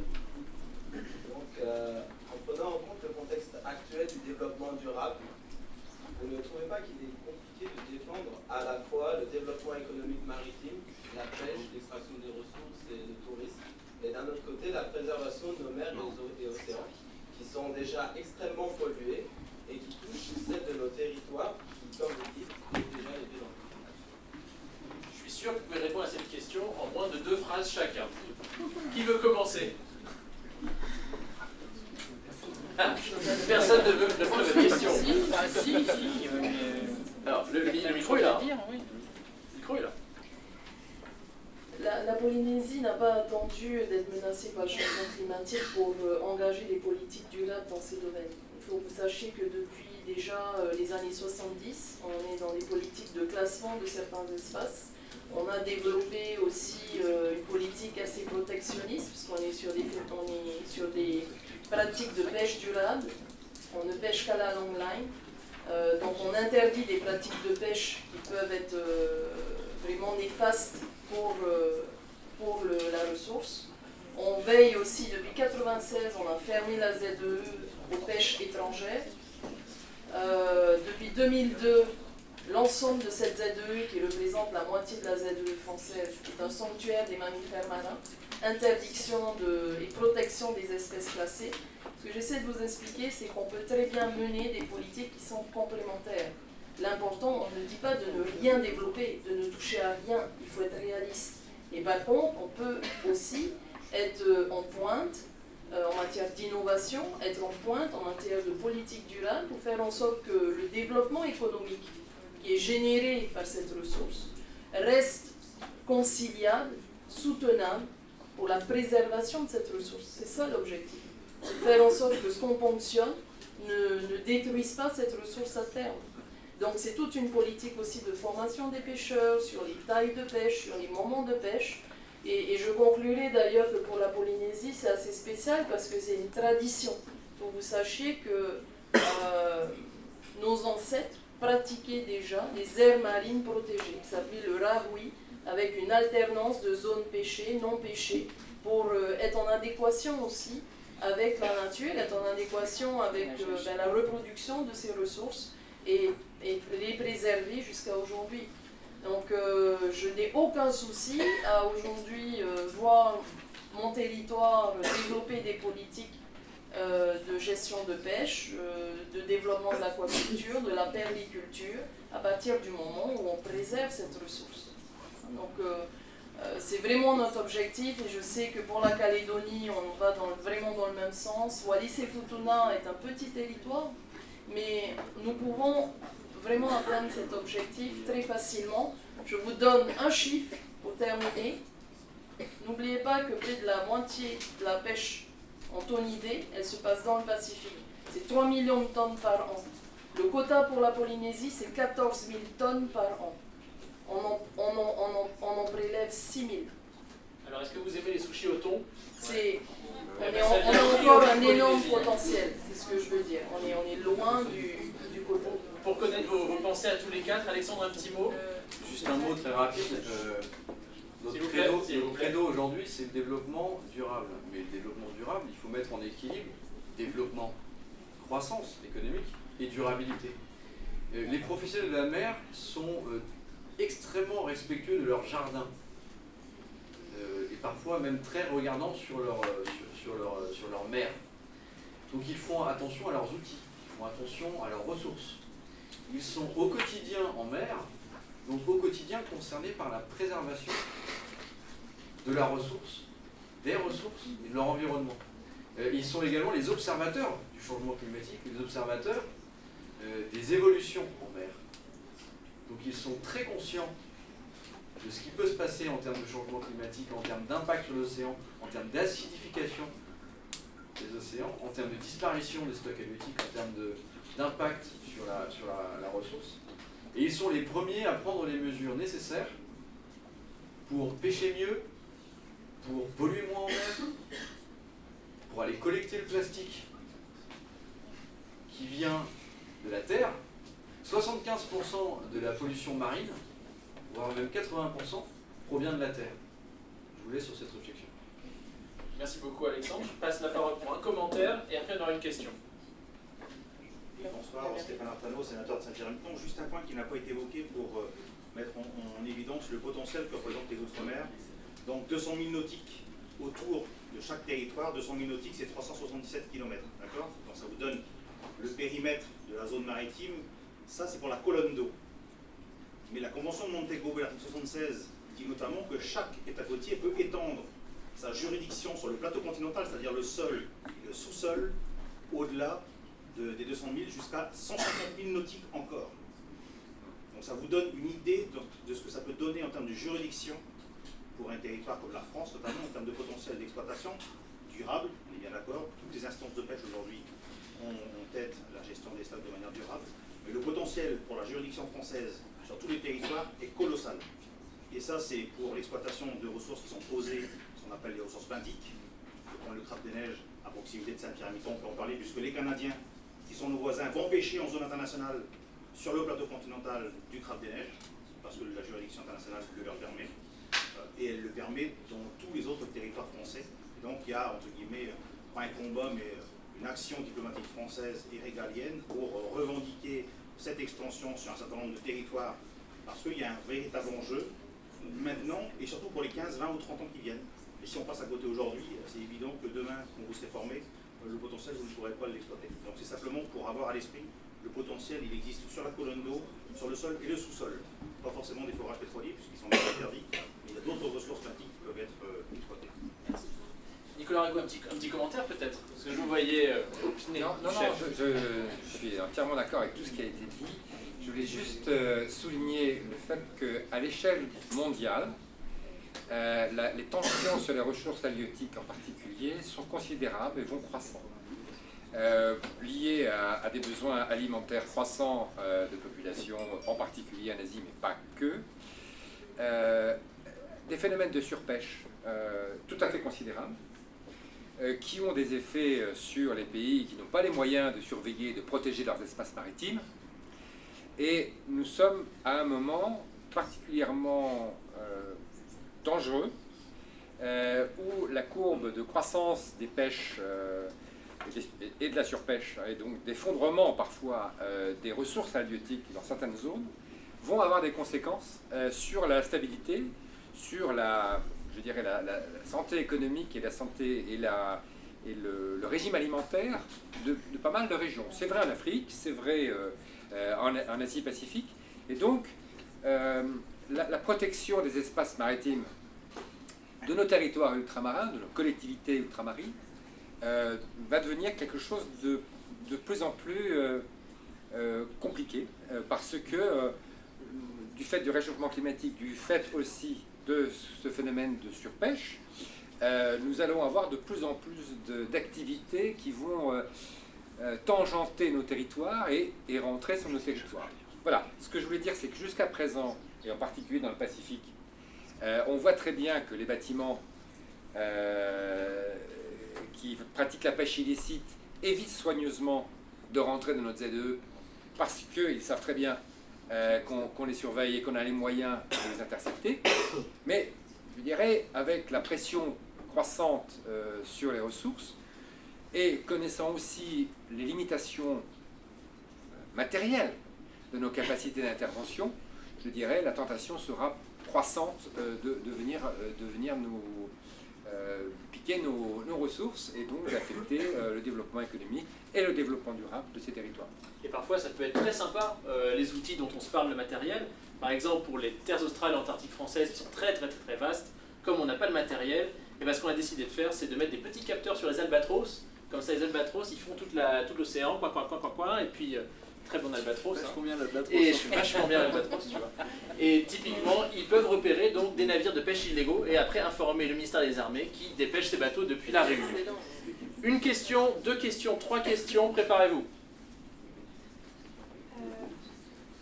Bonjour, je m'appelle Maud, je suis académique en Britannique. Alors moi, ma question, elle s'adressait, c'était par rapport à ce que vous aviez dit à M. Rigaud. Donc c'était par rapport à la protection et à l'intervention de l'armée, notamment en réaction au trafic dont vous avez parlé, peut-être même qu'il y a de la piraterie. Et je voulais savoir si, quels étaient les moyens qui étaient mis en place en fait. En plus des albatros donc. Oui, alors, il n'y a pas d'activité de brigandage maritime ou de piraterie. La piraterie, c'est quand c'est en haute mer. Le brigandage maritime, c'est que ce sont dans les eaux territoriales ou continentales. Pardon ? Voilà. Heureusement, dans les eaux de nos collectivités ou de territoires ultramarine, il n'y a pas d'activité de brigandage ou de piraterie. Néanmoins, nous participons, je dirais, à des activités de lutte contre ces activités, dans le golfe de Guinée, mais c'est loin de chez nous, dans le nord-ouest de l'océan Indien, parfois même dans le sud-ouest de l'océan Indien, puisque depuis la Somalie, des activités de piraterie avaient eu lieu. Et puis nous contribuons également avec d'autres manières, à travers du partage d'informations, à la lutte contre la piraterie et le brigandage en mer de Chine méridionale. Voilà. Alors ce que je voulais dire, c'est que pour lutter contre ces trafics, pour lutter contre ces activités qui sont considérées comme des menaces, puisqu'il y a des intentions hostiles, hein, ce n'est pas comme un risque naturel, il y a une intention hostile de prendre ce qui n'appartient pas, de faire des trafics, donc de corrompre les flux matériels ou immatériels dont on parlait. Une des clés, c'est le partage d'informations. Alors il y a du partage de renseignements et il y a du partage de l'information. Et de plus en plus, et la France joue un rôle tout à fait capital là-dedans, pour créer des centres de fusion des informations maritimes. Alors je vous en mentionnerai un qui existe dans le sud-ouest de l'océan Indien et qui va étape par étape couvrir une bonne partie de l'océan Indien. Il s'appelle le Centre régional de fusion des informations maritimes. Il est financé par l'Union européenne. Il est implémenté, si j'ose dire, c'est un vilain mot, par la France et Madagascar. Nous soutenons techniquement pour son démarrage et il va réunir les pays de la sous-région. Et c'est pour du partage de l'information. Pourquoi faire? Pour justement mieux lutter ensemble contre tous les fléaux qui affectent ces pays, les activités de pêche illégale, les trafics, etc., etc. Et puis il y en a un autre qui est annoncé dans le Pacifique. Il y en a un qui est, mais loin de nos territoires ultramarins, qui marche très très bien et qui couvre l'Asie du Sud-Est, qui est basé à Singapour. Donc il y a, je dirais, un engagement, et je pense que la clé, c'est d'avoir ce qu'on appelle en anglais la Maritime Domain Awareness, donc la connaissance des espaces maritimes, la connaissance au sens savoir ce qui s'y passe, et partager cette information pour ne pas lutter nous-mêmes tout seuls dans notre petit coin, mais mieux lutter collectivement contre des fléaux qui en fait affectent la sécurité au sens large de tout un ensemble de pays, pas juste nos intérêts égoïstes. La prochaine question vient de la fenêtre, sauf si Karine, un commentaire. Merci. Juste un petit commentaire et sans vouloir vous contrarier, mais je parlerai du cas de Saint-Pierre-et-Miquelon. On a un endroit juste à l'est de Miquelon qui s'appelle la boîte à pétanque. Et je peux vous dire qu'en termes de briganderie, les Canadiens savent y faire parce qu'ils nous ont vraiment raclé tout ce qu'ils pouvaient racler dans cette boîte à pétanque. Pourquoi? C'est pas du brigandage. On a un seul bateau qui fait la surveillance des eaux et que ce bateau, il ne peut pas être partout. Oui, mais ce fulmar, il rend quand même des services. Sauf que quelques drones ou quelques moyens qui nous permettraient d'intervenir plus vite et de manière plus efficace permettraient en complément d'être du coup meilleur que l'on l'est aujourd'hui parce que c'est une ressource dont on se prive du coup, quoi. Ça tombe très bien parce que c'est exactement la prochaine question en fait. Alors, bonsoir, Fréquent Zarat, Sciences Po Paris. J'ai deux questions, je triche un peu. La première question est d'ordre économique. Est-ce qu'on a identifié au cas par cas, zone par zone, d'autres relais de croissance que ceux qu'on a discutés? Donc je parle au-delà des ressources minières, d'autonomie énergétique, d'autonomie hydrique. J'ai pu comprendre qu'on importait énormément d'hydrocarbures. Pourquoi pas de centres d'échange logistique ou financier? Ça c'est la première question. La deuxième question est plus pour vous, monsieur Ribaud. Je viens de me la faire voler. C'est la problématique, la problématique des drones. Je ne vous ai pas entendu en parler, que ce soit dans votre intervention ou dans la réponse à Madame Lecomte tout à l'heure. Peut-être que vous pouvez commencer. Il est très prescriptif. Donc Nicolas Rigaud. Ah, sur les drones. De commencer sur les drones. Non, sur les drones. Oui, c'est une des voies qu'on peut explorer. J'ai mentionné de manière un peu succincte tout à l'heure la surveillance satellitaire. C'est un de nos points forts.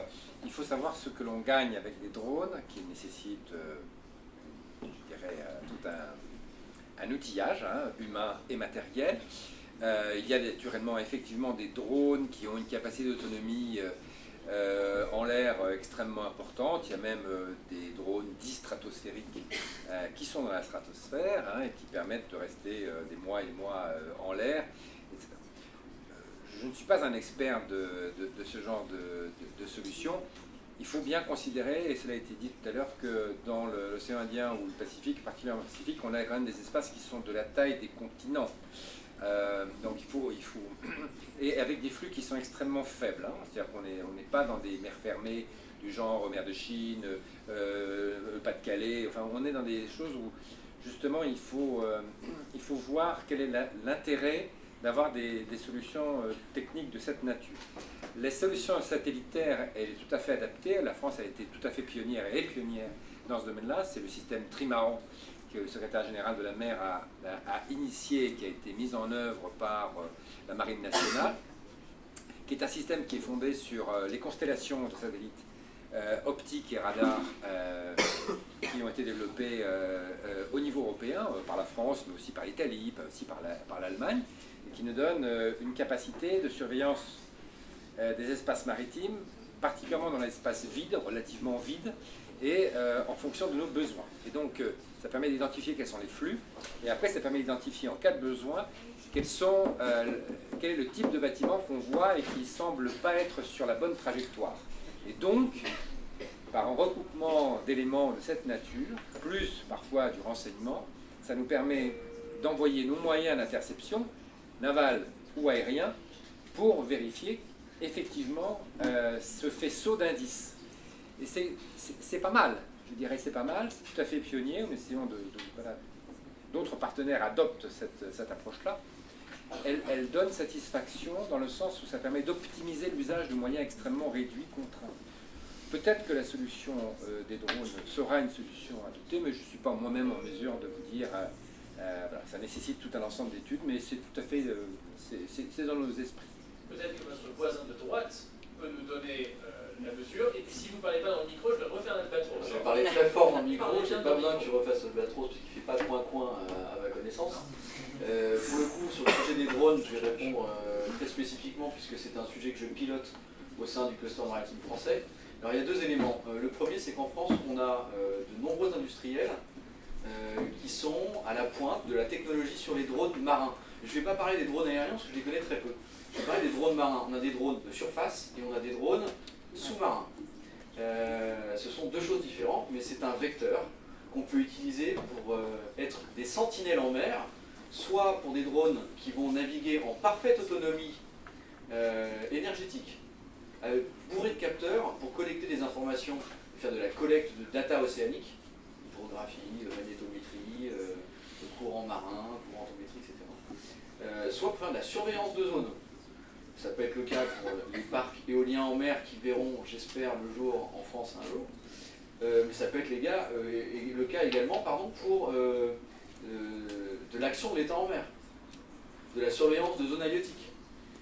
Et ces drones, ils existent déjà. Ces drones, ils sont déjà en mesure d'intervenir en mer. Vous avez des sociétés comme Seaproven, qui a un drone océanique qui vient de passer 2 mois au large de la Corse, sur le sanctuaire Pélagos, pour écouter les cétacés. C'est un drone qui peut évoluer seul ou en flotte de drones. Vous avez la société Abyssa qui développe des drones pour aller explorer les fonds marins. Vous avez des drones qui sont déployés par Eka Robotics, par Thales, par Naval Group. Là, on est sur le secteur de la défense, pour la lutte contre les mines, mais également pour faire de la surveillance côtière, la surveillance de l'action de l'État en mer, etc. etc. Donc je pense que DCP aussi. Oui, avec des DCP pour attirer les poissons, absolument. Donc ces drones, ils existent, et ces drones, ils sont déployés, et ils vont continuer à être déployés. Donc c'est un vecteur très intéressant.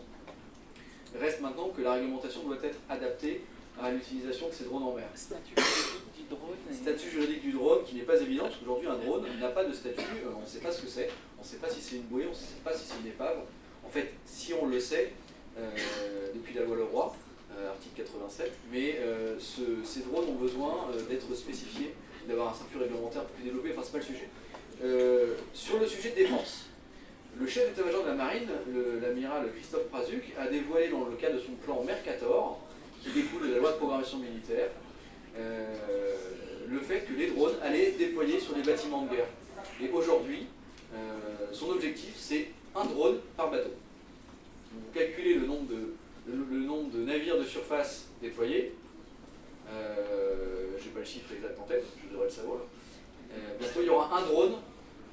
bâtiment.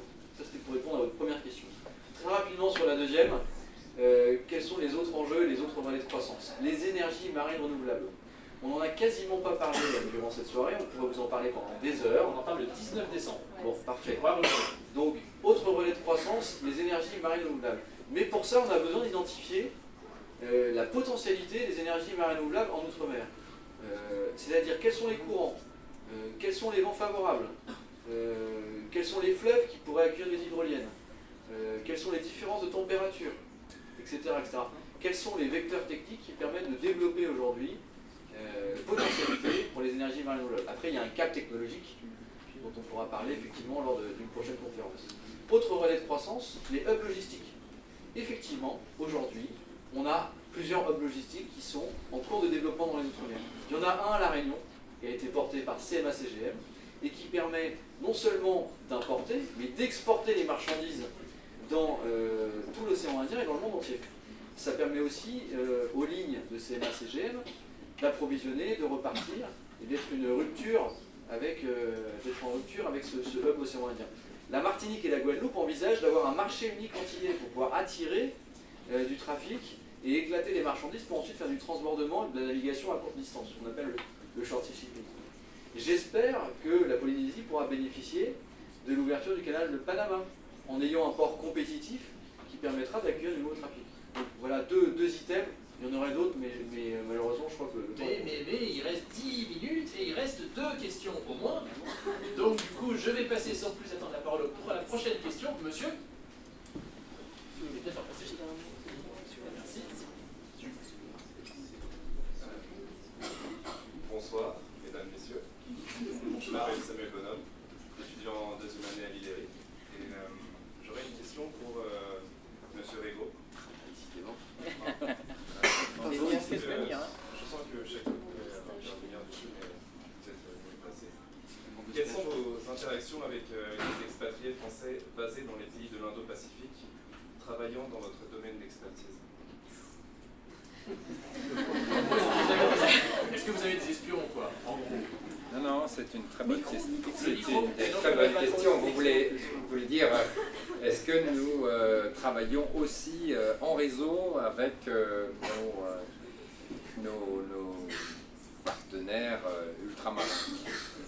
Peu, mais c'est bien ça qu'on a en tête, c'est de travailler, de développer un réseau. Nous avons une population d'1,6 million de ressortissants dans nos territoires ultramarins de l'Indo-Pacifique. Alors, excusez-moi, je n'ai pas les chiffres en tête pour les Caraïbes, mais disons que c'est là que ça se passe essentiellement. Plus 200 000 nationaux qui vivent dans des pays d'Asie-Pacifique. Ça fait quand même beaucoup de monde. Il y a parmi eux tout un ensemble d'étudiants, tout un ensemble de chercheurs, des gens qui sont en mesure, je dirais, de contribuer à notre compréhension des enjeux internationaux de toutes sortes, qu'ils soient économiques, sécuritaires, de défense, etc.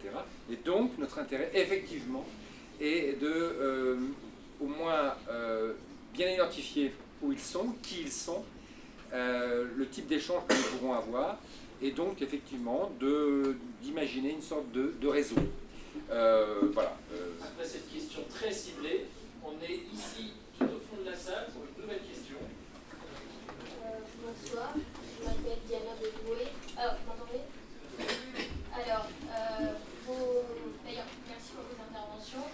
Et vous avez beaucoup vanté les potentialités de l'outre-mer, donc les potentialités maritimes, géopolitiques, économiques et tout ça. Mais je voulais savoir, est-ce que vous pensez honnêtement que la France a encore les moyens, pardonnez mon expression, de se payer cette outre-mer, sachant qu'il y a des croissances économiques, il y a la croissance démographique, il y a des besoins, les prérogatives régaliennes de l'État doivent être assumées jusqu'au bout parce que c'est garanti par la Constitution.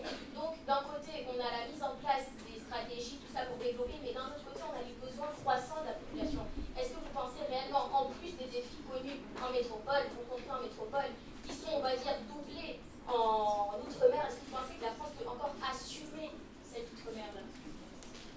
Cette question est beaucoup légitime. On l'entend très souvent venir venant du ministère des Finances, n'est-ce pas? Alors, qui veut commencer avec cette question très polémique? Je ne parlerai que de ce que je connais. Donc, je parlerai surtout des territoires d'Asie-Pacifique, donc de l'océan Indien et du Pacifique, et modestement. Ce que je sais, c'est que ces territoires, dans leur environnement géopolitique, sont les plus riches de la région. Ça tient certainement au niveau des transferts qui sont réalisés depuis la métropole vers ces collectivités ultramarines, mais pas que, puisque la part des transferts rapportés à leur PIB local ne cesse de se réduire. Ça ne veut pas dire que la situation est satisfaisante. Ce que je veux dire par là, c'est que si la question est pouvons-nous nous permettre, la France métropolitaine peut-elle se permettre ce type de, vous dire, c'est comme si vous parlez d'empire, mais c'est pas un empire. Je veux dire, ça fait partie des territoires nationaux. Je dirais comme ils sont peut-être un peu différents, mais voilà, c'est la France. C'est une France différente, mais c'est la France. Eh bien, je pense que la réponse est plutôt positive. D'autant que l'alternative, tout à fait légitime d'un point de vue politique peut-être, risque d'être compliquée. La viabilité de ces territoires, s'ils devenaient d'un coup et d'un seul, ce qui ne sera jamais le cas, mais d'un coup et d'un seul, totalement laissés à eux-mêmes, ce sera effectivement, ça serait quelque chose de compliqué. Alors je ne sais pas si je réponds complètement à votre question, mais ce que je veux dire par là, c'est qu'il faut bien comprendre que ces territoires, ces collectivités, sont autant dans le Pacifique que dans l'océan Indien, les plus riches de leur sous-région. Ça, c'est clair. Là, on va faire peut-être un grand écart, Saint-Pierre-et-Miquelon et après la Polynésie ou l'inverse? Alors, Saint-Pierre-et-Miquelon first, c'est parti. Alors, moi, je voudrais poser une question à la demoiselle. Est-ce que vous êtes ultramarine, vous-même? Non, je ne suis pas ultramarine. D'accord. Est-ce que il y avait quelques ultramarins dans la salle, il me semble. Est-ce que si je pose cette question aux ultramarins qui sont dans la salle, est-ce que ça vous choque? Est-ce que ça vous donne une envie de répondre? Comment vous réagissez par rapport à cette question? Oui. On a un commentaire, peut-être une précision, allez-y. Je sais ce que dit la France est indivisible, d'accord, c'est dit, mais dans les faits, est-ce que à long terme, on va dire le bien-être des populations ne va pas passer au-delà de cette position politique finalement? Je comprends que les gens puissent s'identifier à la France, il n'y a aucun problème. Mais moi je dis d'un point de vue social, économique, vraiment dans la situation, est-ce que c'est toujours viable vraiment à long terme, sachant qu'il y a énormément d'autres... voilà. Je crois qu'on a bien compris votre question. Non, j'ai bien compris aussi, mais ce que vous me dites commentaire pour répondre à la question me choque encore plus. Donc je vais réagir. On a un commentaire ultramarin. Bonsoir Pierrot, je m'appelle Pierre Caméra et je suis donc bonsoir Pierrot et bonsoir à tous. Je suis ultramarin par Saint-Pierre-et-Miquelon. Encore. Et je voulais juste dire que justement le but de ces conférences et d'un point de vue global, comme on a vu avec les assises d'outre-mer et les problèmes d'outre-mer, c'est de donner de la valeur, de réfléchir à comment donner de la valeur à ces territoires. Et donc la vérité d'aujourd'hui qui est qu'effectivement, je suppose que ces territoires coûtent cher, ne pourrait pas forcément être la vérité de demain quand on aura trouvé des solutions et qu'on aura développé des projets qui justement rendront ces territoires d'outre-mer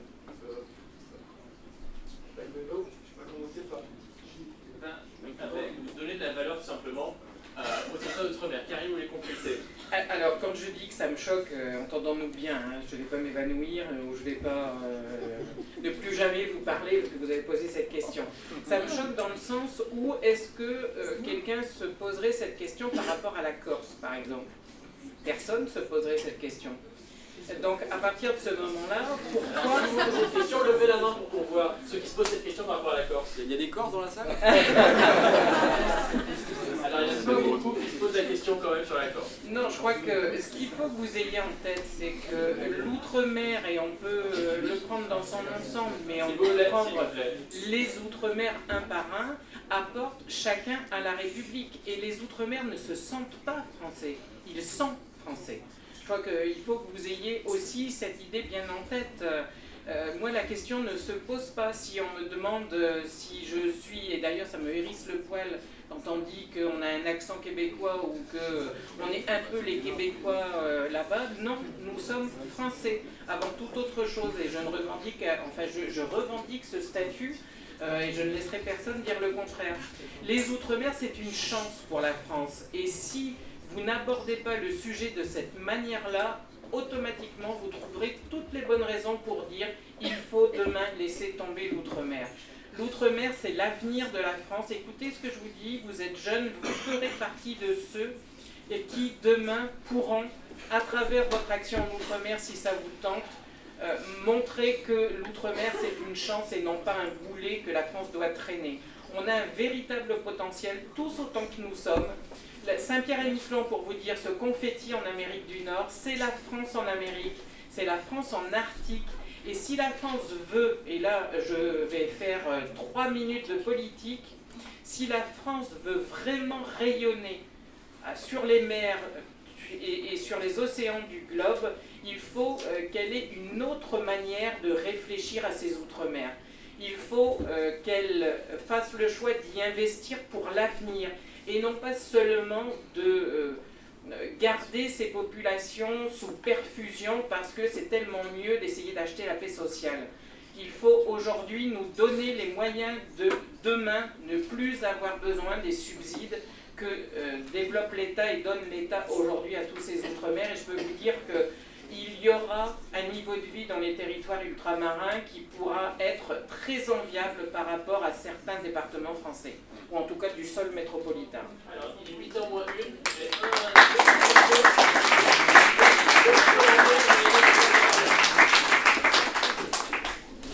Bonsoir, c'est pour rebondir à ce qui a été dit.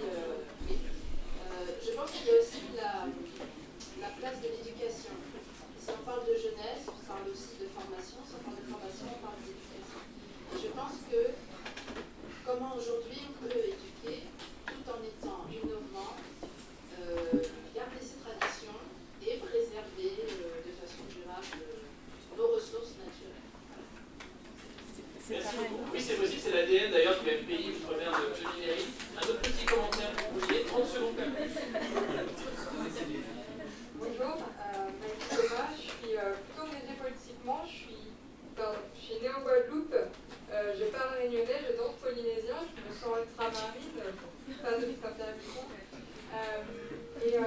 Moi je suis assez gênée, cette question elle parle parce qu'en fait j'ai travaillé avec le ministère de l'Outre-mer et moi, juste pour donner mon opinion, j'ai l'impression que les Outre-mer c'est un peu la France loin.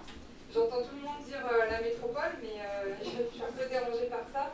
Aujourd'hui, la métropole, est-ce que c'est pas une suite de la colonisation? Je m'excuse, mais du coup, pour moi, les Outre-mer, c'est la France d'ailleurs. Et je crois que c'est une très très belle France et riche. Mais pour moi, aujourd'hui, peut-être que notre gouvernement actuel, et ceux un petit peu passés, ont oublié les Outre-mer et ça me dérange. Merci beaucoup de votre avis. On en parlera d'ailleurs dans 3 semaines quand on va parler des cultures d'ultramarine d'intégration régionale. Maïna Sage, pour vous rebondir dessus, il nous reste moins de 2 minutes s'il vous plaît. On va essayer de faire court. 2 minutes s'il vous plaît. Non, je voudrais remercier votre initiative de ce soir parce que malheureusement cette question ne me choque pas. Parce que je sais que c'est un sentiment qui est partagé dans l'Hexagone. On a mené des études de perception des Outre-mer dans l'Hexagone au sein de l'Assemblée nationale il y a 3 ans. Et c'est quelque chose qui ressortait énormément. Et je pense que quelque part, c'est pas de votre faute de penser ça, parce que malheureusement, je pense que ce qui a été dit là est certainement partagé par beaucoup ce soir. Et c'est ce regard sur les Outre-mer qu'on essaie de changer. Et je pense que les politiques éducatives, elles ne sont pas au rendez-vous pour que vous puissiez ne plus vous poser la question. Est-ce qu'aujourd'hui vous vous dites pourquoi on aide les handicapés plus que les autres? est-ce que vous vous dites pourquoi est-ce qu'on aide les personnes plus âgées, les personnes âgées plus que les autres? Non, parce que ça fait partie d'un tout, c'est notre pays, nous sommes tous citoyens de la République française, que l'on vive ici ou ailleurs, et il n'y a pas de dichotomie à opérer. Malheureusement, la façon dont les Outre-mer sont intégrés dans les programmes font que, voilà, à votre jeune âge, vous puissiez penser comme ça. Et en vérité, c'est d'autant plus grave que ce sont les stigmates, qui sont les a priori qui sont faux. Sachez qu'un citoyen en Outre-mer ne coûte pas plus cher en moyenne qu'un citoyen vivant dans l'Hexagone. Vous avez remarqué que je ne dis jamais métropole, mais Hexagone. Les chiffres sont sortis, de la FEDOM notamment, la Fédération des entreprises qui représente les Outre-mer. Nous coûtons même un peu moins cher par citoyen, par habitant. Ça, ce sont les chiffres. Donc il faut que vous le sachiez. En revanche, l'apport en matière de biodiversité, 80% de la biodiversité française est en Outre-mer. 97% de ces espaces maritimes sont en Outre-mer. C'est un tout. Est-ce qu'on se pose la question pour la Corse? Est-ce qu'on se pose la question pour la Bretagne? Est-ce qu'on se pose la question pour l'Alsace? Non. Pourquoi est-ce qu'on se la poserait?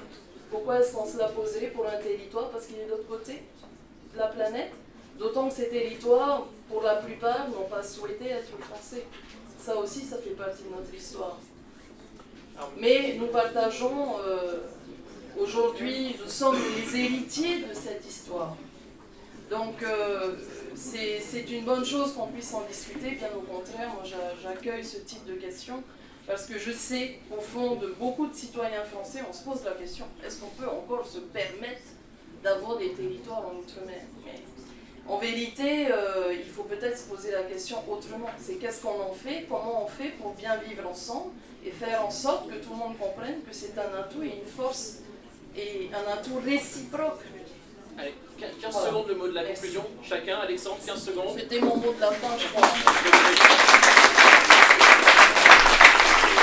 Alexandre, Nicolas, Karine, 15 secondes chacun, s'il vous plaît. Alors 15 secondes, ça va être très difficile. Ouais, tu fais un effort, on peut y arriver.